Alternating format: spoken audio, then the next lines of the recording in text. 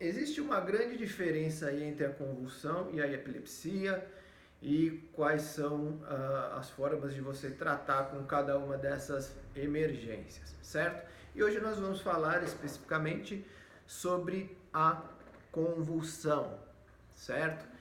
E o que é, na verdade, a convulsão? Na verdade, ela é uma crise, certo? Que ocorre, é uma crise que ocorre por conta de uma anormalidade no nosso cérebro. Então, é uma anormalidade que acontece com a gente por conta de impulsos elétricos, de impulsos anormais que ocorrem na nossa atividade cerebral.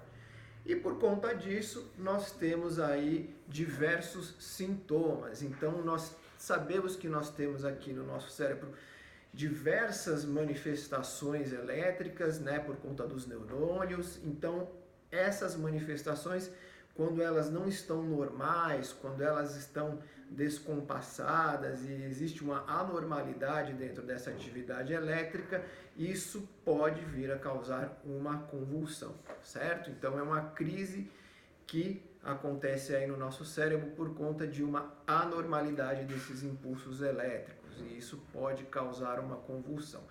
E por que eu falo que isso pode causar uma convulsão? Porque não só a convulsão, né, não só essa inatividade ou essa anormalidade de impulsos elétricos pode causar uma convulsão.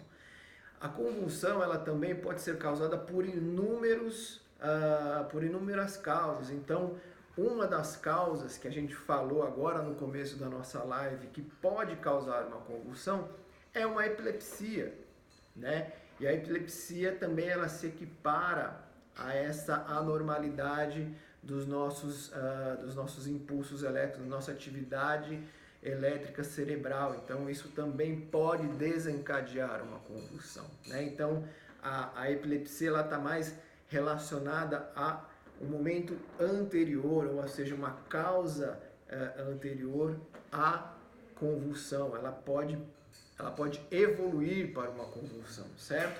Além disso, um traumatismo craniano. Então, por exemplo, se a pessoa ela tem uma lesão na cabeça, se ela bate a cabeça, ela pode ter como um sintoma desse traumatismo craniano uma convulsão, certo? Então, além da epilepsia, o traumatismo craniano também pode evoluir para uma convulsão.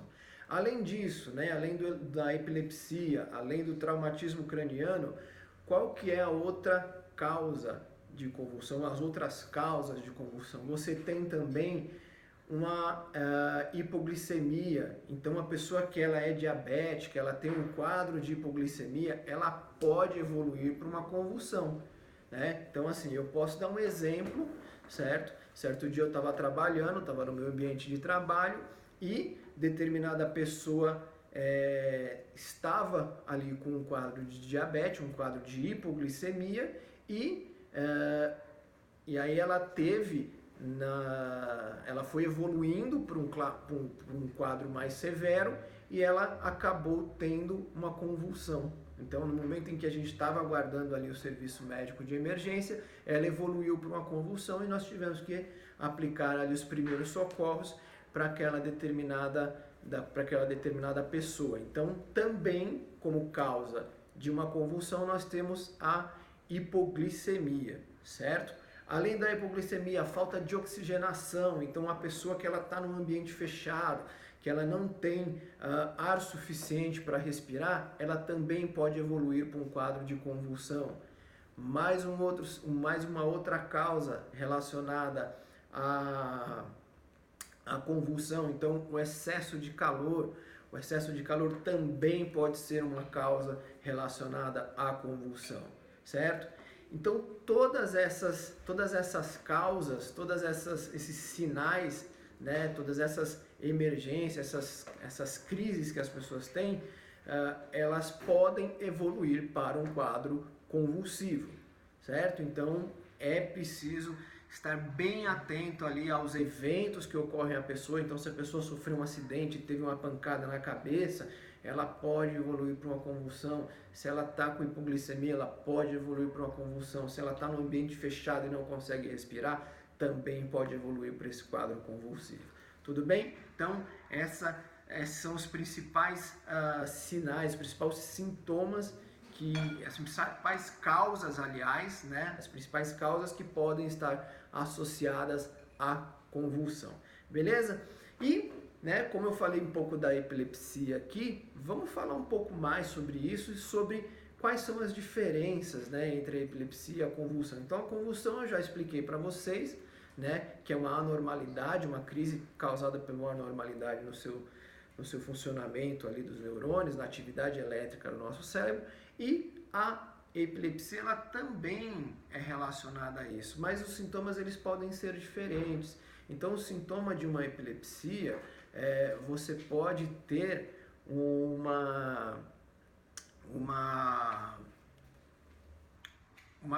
não só relacionada a aquela tremedeira que a pessoa tem nela, então ela pode ter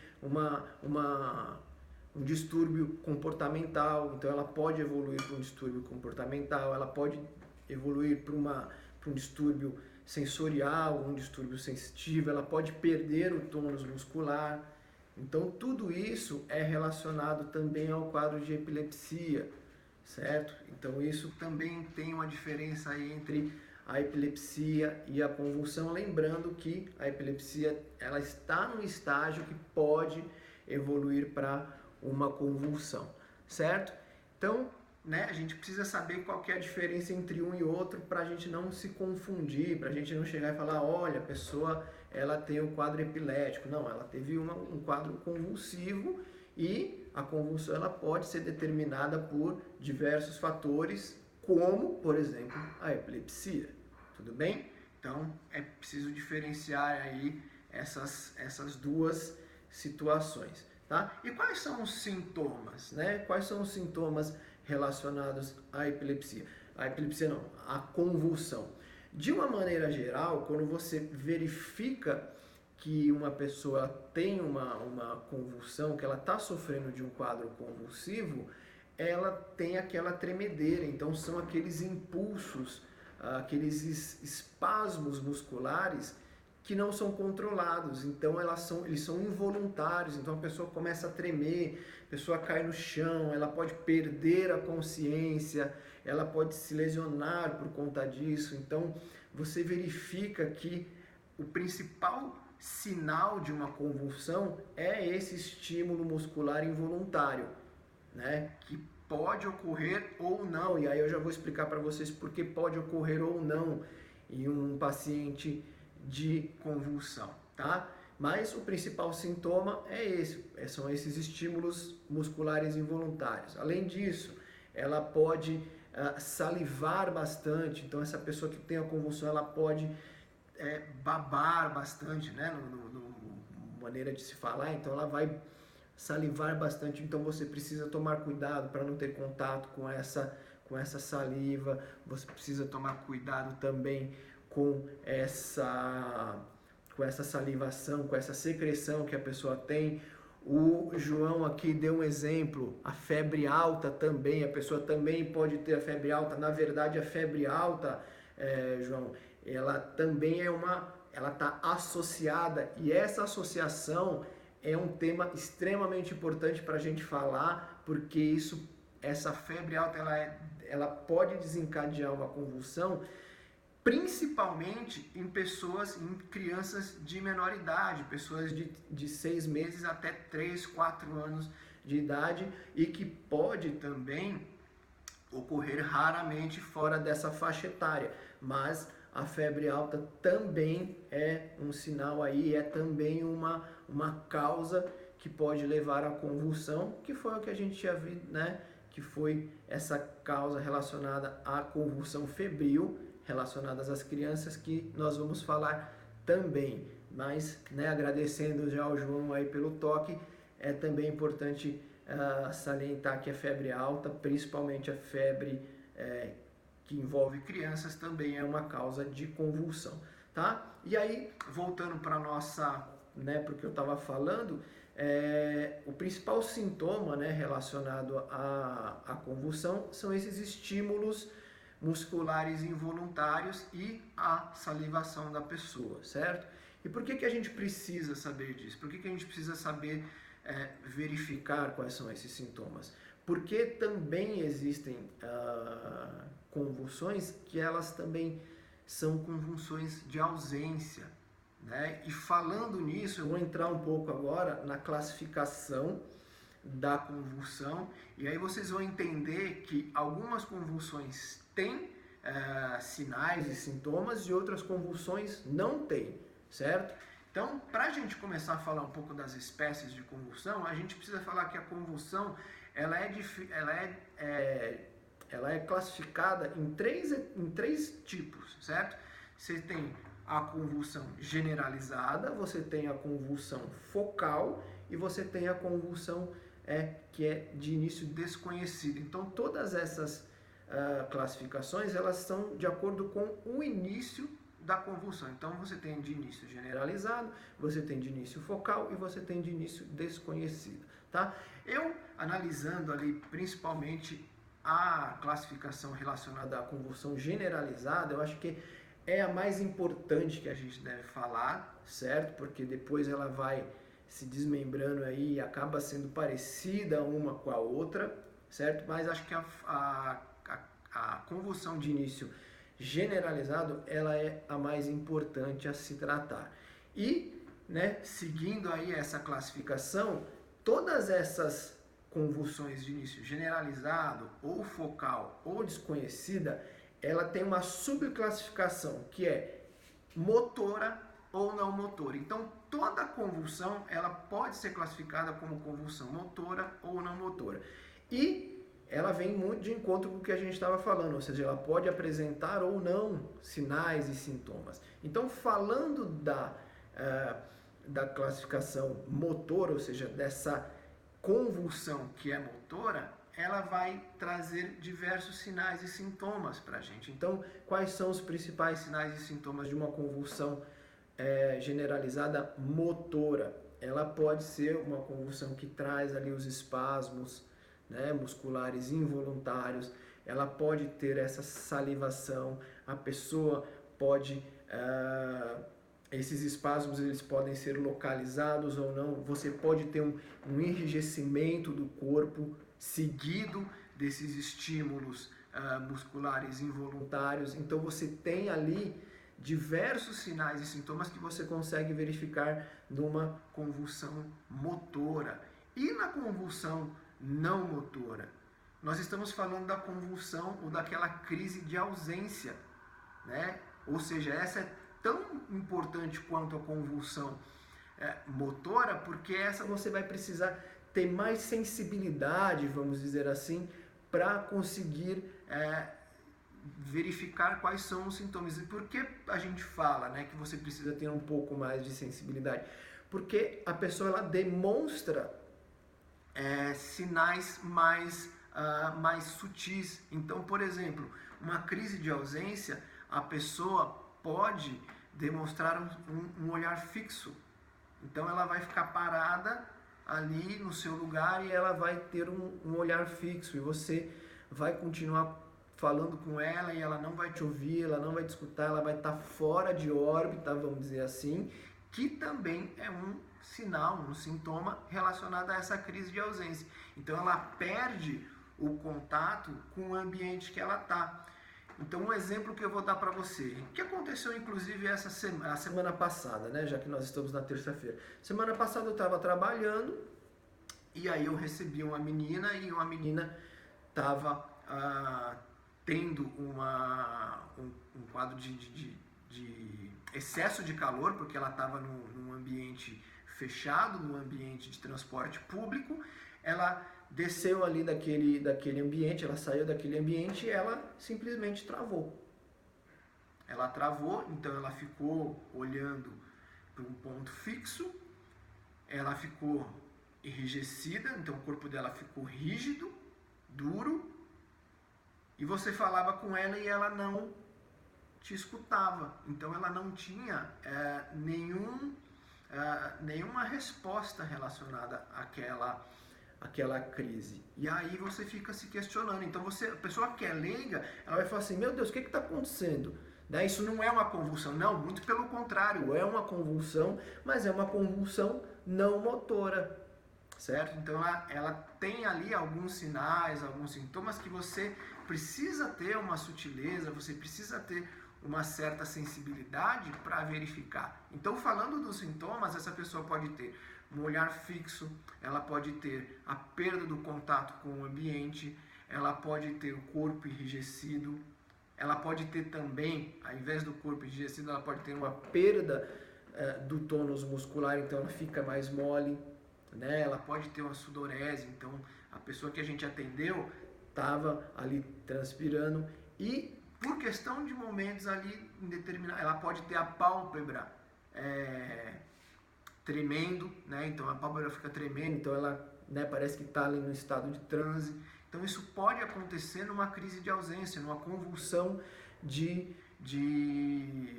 ausência, né? Ou uma convulsão não motora, que é essa subclassificação que nós temos. Então você precisa ter essa sensibilidade para verificar se essa pessoa tem ou não essa convulsão, certo? E o que acontece depois dessa crise de ausência? Essa pessoa relaxa, certo? O corpo dela vai relaxar, ela né, vai voltar a ter um olhar, né, normal, então aquele olhar fixo ele vai voltar à sua realidade, então ela vai poder olhar para você, ela vai poder conversar com você, ela vai conseguir te enxergar, certo? E ela vai voltar ao estado, né, que ela se encontra ali, então ela vai manter o contato com o ambiente em que ela se encontra, que foi justamente o que aconteceu com essa paciente, com essa vítima de convulsão ou dessa crise de ausência. Então, assim que ela voltou ao seu estado normal, nós conseguimos conversar com ela e ela falou que estava tendo ali uma crise por conta do calor excessivo e também por conta da hipoglicemia, uma vez que ela não se alimentou de manhã, né? Então as pessoas têm costume de sair de casa correndo, têm costume de sair de casa e não se alimentar, e aliado ali à falta de alimentação que pode causar uma hipoglicemia, além daquele calor excessivo dentro do transporte em que ela se encontrava, ela sofreu essa crise de ausência, ou seja, essa convulsão não motora. Tudo bem? Então você tem que saber diferenciar aí uma crise, uma convulsão motora de uma convulsão não motora. É lógico que a motora ela é muito mais fácil de você diagnosticar, vamos dizer assim, mas principalmente essa não motora, essa crise de ausência, você precisa ter essa sensibilidade para diagnosticar esses sinais e esses sintomas. Tudo bem? Então, essas são as diferenças mais importantes relacionadas a cada uma das crises convulsivas e como você deve verificar ali qual que é o sinal e qual que é o sintoma. E falando agora da convulsão propriamente dita, né? O que acontece com essa pessoa, o que você precisa fazer com essa pessoa quando ela tem uma crise. Mas antes disso, né, como havia lembrado ali o João, eu vou falar um pouquinho da convulsão febril, certo? Que acontece principalmente com crianças, né? A convulsão febril, ela ocorre por conta de um estado febril, um estado de febre, lógico, né? Mas como é que acontece isso, né? Como é que essa convulsão ela se desencadeia? Ela se desencadeia da seguinte forma, né? A criança, quando ela tem uma febre por conta do seu organismo, por conta da sua anatomia, por conta do seu desenvolvimento ainda muito, muito prévio, quando ocorre uma elevação muito súbita da temperatura corporal desse bebê, vamos dizer assim, ou dessa criança ali de 3 a 4 anos de idade, como resposta, o organismo ele entra ali em colapso, então ele vai desencadear por conta desse aumento súbito de temperatura corporal, ele desencadeia essa convulsão.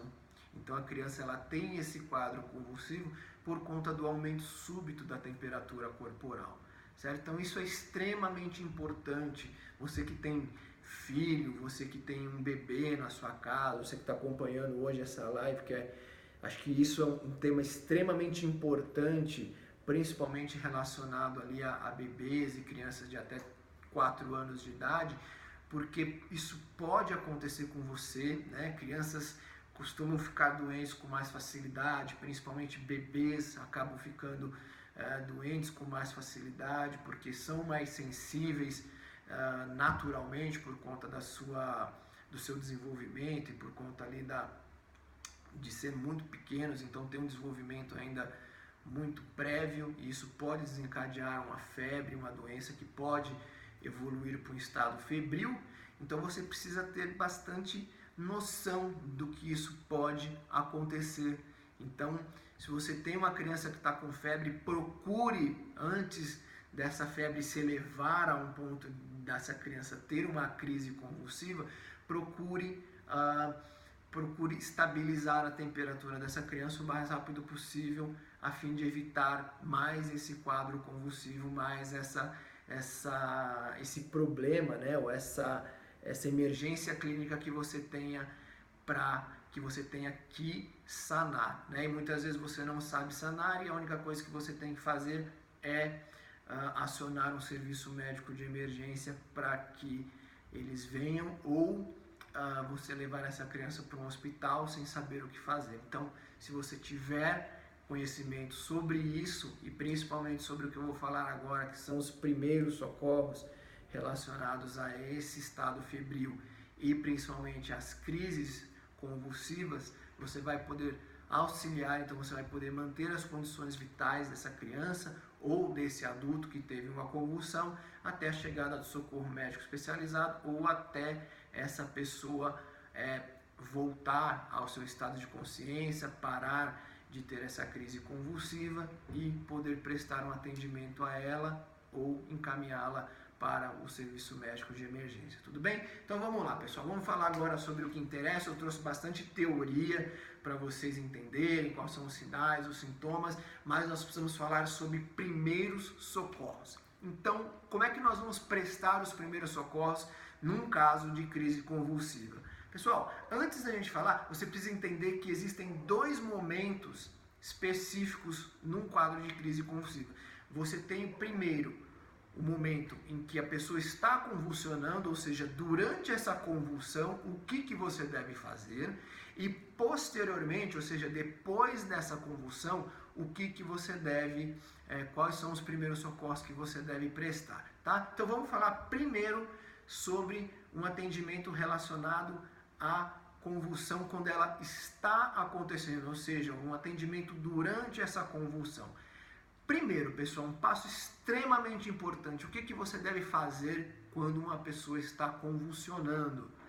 Você percebe que se ela tem principalmente uma convulsão motora, ou seja, ela tem alguns estímulos musculares involuntários, ela vai se bater para todo lado e ela pode cair no chão, e muito provavelmente ela vai cair no chão porque ela não consegue controlar, ou seja, esse estímulo muscular involuntário, ele é muito forte e ela vai inevitavelmente cair no chão. Então, o que você precisa fazer de imediato para manter essa pessoa segura? Você precisa afastar tudo que pode causar risco para esse paciente. Então, a pessoa está convulsionando na sua cozinha e você tem uma mesa de vidro ou uma mesa que tem uma quina pontiaguda que pode causar uma lesão mais séria nesse paciente.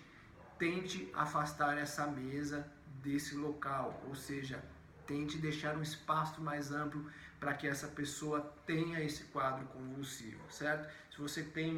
Se essa pessoa está na sala e você tem algum móvel, uma mesa de canto ou uma mesa de centro, remova ela do local, porque essa pessoa pode cair e ela pode se machucar por conta de alguma pancada, de alguma lesão que ela sofre em contato com esse móvel, certo? Então a primeira coisa que você precisa fazer é afastar qualquer móvel ou qualquer objeto que cause um risco de lesão nessa pessoa. Posteriormente, se essa pessoa caiu no chão, o que você deve fazer?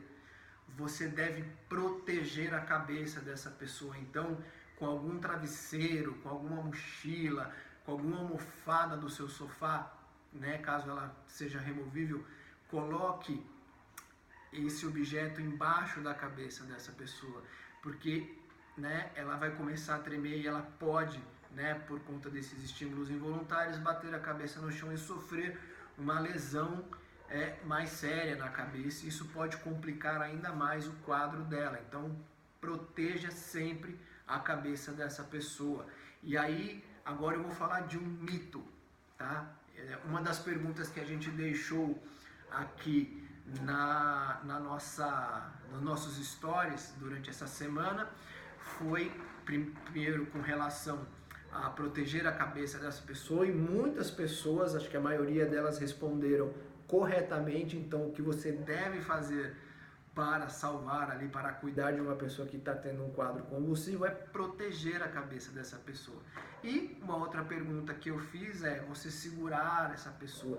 Pessoal, não segure, não tente conter essa pessoa. Então ela vai ter estímulos involuntários, ela vai começar a tremer, e ela pode tremer muito, né? Existem convulsões que podem demorar minutos, mas tem convulsões que ela podem evoluir por horas. Então não tente segurar de forma alguma essa pessoa, certo? Proteja apenas a cabeça dela até que ela pare de convulsionar, e aí você coloque ela numa posição de descanso, tá? Então uma outra situação que você não deve fazer é não segure. Mas falando do mito, uma pergunta que eu deixei aqui para vocês, e também a maior parte das pessoas respondeu corretamente, se não me engano foi 89% das respostas, é o que? Você não deve desenrolar a língua dessa pessoa. Isso é um mito, pessoal. Isso é um mito que existe. Muita gente que é leiga fala, olha, coloca o dedo na boca dessa pessoa, tira, né, desenrola a língua dela, porque senão ela vai morrer. Isso é um mito, isso é uma mentira, tá? A pessoa não vai morrer por conta disso. E o pior, pessoal, não tente fazer isso, porque por conta dos estímulos involuntários, ela pode tracionar ali a boca, ela pode morder. E se você colocar o dedo dentro da boca dessa pessoa, muito provavelmente você vai se lesionar. Ou seja, você vai ter ali uma lesão, um corte no dedo, uma mordida. E já tivemos casos até que a pessoa perdeu um pedaço do dedo. Não é brincadeira, a pessoa perdeu um pedaço do dedo por conta dessa manobra que ela tentou fazer, e na verdade ela não precisava fazer de maneira nenhuma. Então é mito, pessoal. Não precisa colocar a mão na boca dessa pessoa para desenrolar a língua, porque isso não vai levar ela a óbito. Tudo bem? Então, seguindo aí para o que você precisa fazer durante esse atendimento, uma situação extremamente importante, pessoal. Você que tem um kit de primeiros socorros em casa, se não tiver, providencie, tá? Existem alguns objetos, algumas ferramentas, alguns equipamentos que você precisa ter na sua casa, tá? Mas nesse caso de convulsão, o equipamento de proteção individual, ou seja, o EPI mais importante que você deve ter são as luvas de procedimento. E por que eu falo isso?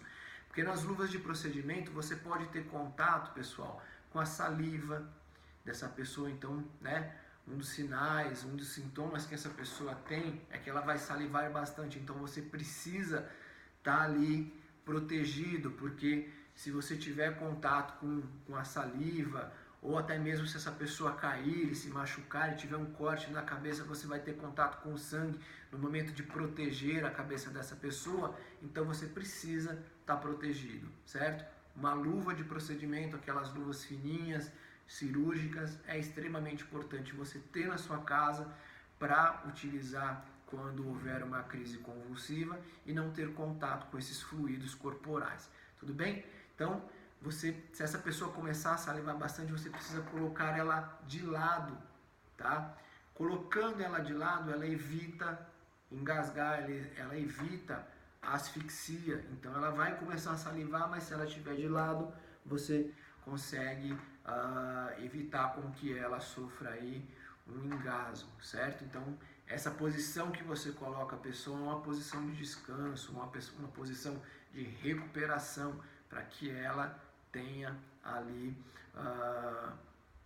o seu risco menor de poder engasgar, certo? Mas faça isso somente após ela ter convulsionado, tudo bem? E um dado muito importante, mais uma coisa que você precisa fazer durante essa convulsão é acionar o socorro médico especializado. Então, mantenha-se próximo à pessoa, mantenha-se perto dela, faça o contato com o SAMU, pelo número 192 e informe essa ocorrência para o SAMU. E um dado extremamente importante que você também precisa fazer durante a convulsão é tentar, lógico, que a gente pensa que é muita coisa que a gente precisa fazer, mas tente cronometrar o tempo em que essa pessoa teve essa convulsão, porque você vai ser o elo entre essa pessoa e o socorro médico especializado para informar quanto tempo ela convulsionou.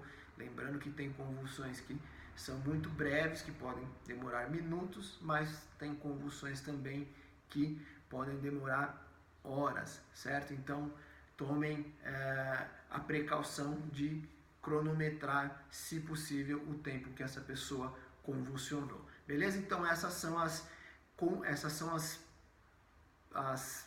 os primeiros socorros, que você deve prestar no caso em que essa pessoa estiver convulsionando. Então, durante essa convulsão, só relembrando rapidinho, então, você deve afastar os móveis, você deve proteger a cabeça dessa pessoa, você não pode segurar a pessoa, você não pode enfiar a mão na língua dentro da boca dessa pessoa, você deve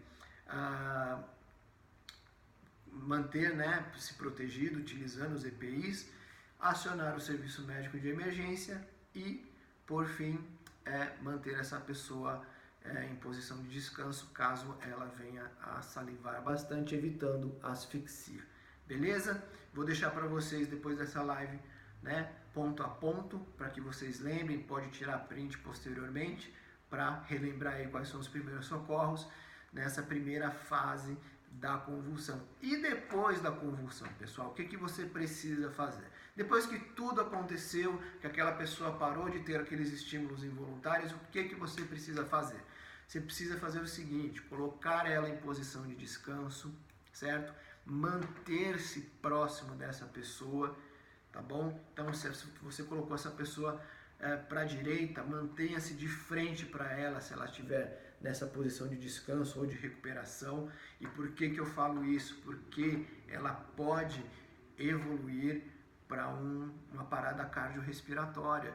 E se você estiver de costas para essa pessoa, você não vai conseguir verificar ali a respiração, ou seja, os movimentos da pessoa. Então, mantenha-se de frente para essa pessoa, mesmo ela estando ali na posição de recuperação. Então, coloca essa pessoa de lado, mantenha-se de frente.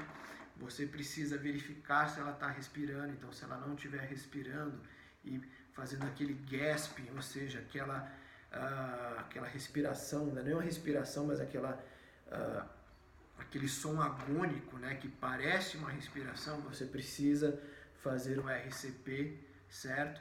Você precisa verificar também se essa pessoa não entra de novo num estado de convulsão, tá? E tomar ali as principais precauções para que ela esteja confortável até a chegada do socorro médico especializado.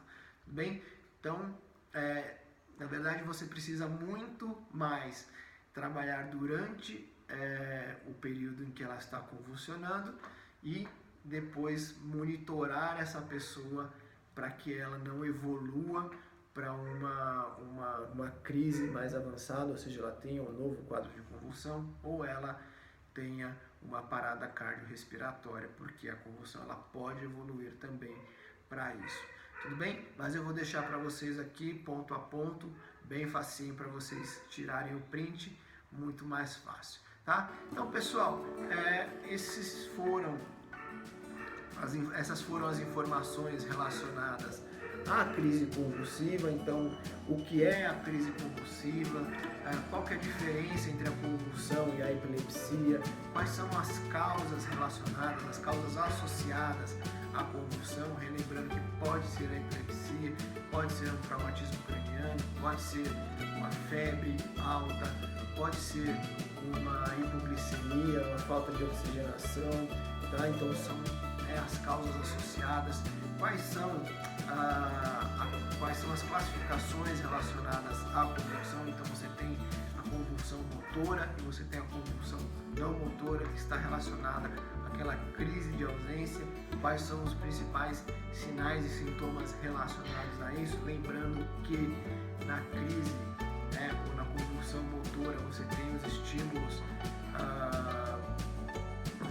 musculares involuntários, você pode ter uma perda de consciência, você pode ter uma salivação abundante, e na crise de ausência você pode ter o olhar fixo, a perda dos sentidos relacionados ao ambiente em que a pessoa está, a pálpebra tremulante ali, certo? E o enrijecimento do corpo. Então, saber diferenciar uma da outra é extremamente importante. Falamos também da convulsão febril, que pode acontecer entre crianças de 6 até 3, 4 anos de idade. E, por fim, quais são os primeiros socorros relacionados à convulsão e o que você deve fazer durante essa convulsão e posteriormente a essa emergência clínica, certo? Então, pessoal, se você tiver alguma dúvida, pode mandar para a gente. Se você tiver algum questionamento, alguma coisa que não ficou muito bem explicada, mande para a gente, mande por mensagem, mande por algum comentário em um dos nossos posts, no Stories que eu vou mandar aqui para você. Pode comentar, pode tirar dúvida, tá? Nós vamos responder aí com a maior clareza, tentando ser o mais claro possível com vocês. E se vocês quiserem, o que a gente costuma fazer aqui quando a gente acaba finalizando a nossa live, vocês podem tirar um print, tá? Então fica à vontade, tira um print da gente, tá? Tira um print, marca a página safe.365 e nós vamos recompartilhar aí, mostrando o quanto é importante para as pessoas, o quanto é importante para você estar aprendendo primeiros socorros e principalmente sobre esse tema tão relevante. Então, tira esse print, marca a gente vai recompartilhar, e relembrando também que você pode acompanhar muitos vídeos e um conteúdo extremamente exclusivo aqui no nosso Instagram e também nas outras redes sociais. Então, no Facebook e no YouTube você pode procurar por safe.365. Nós temos vídeos exclusivos relacionados ao tema de convulsão e a outros temas. Você pode seguir a nossa página, ativar as notificações. Se você curtiu nossos vídeos lá no YouTube, pode deixar o seu joinha, e com isso você vai aprendendo muito mais sobre primeiros socorros e como salvar uma pessoa. Beleza, pessoal? Eu agradeço a todos vocês por estarem acompanhando a nossa live. Então, relembrando, se tiver alguma pergunta, pode mandar para a gente que nós vamos responder com o maior prazer. Muito obrigado mais uma vez pela audiência. Na próxima terça nós teremos mais uma live, então nos acompanhe aqui no Instagram e nas outras redes sociais e aprenda a salvar vidas com o Safe 365. Um grande abraço para vocês e até a próxima live.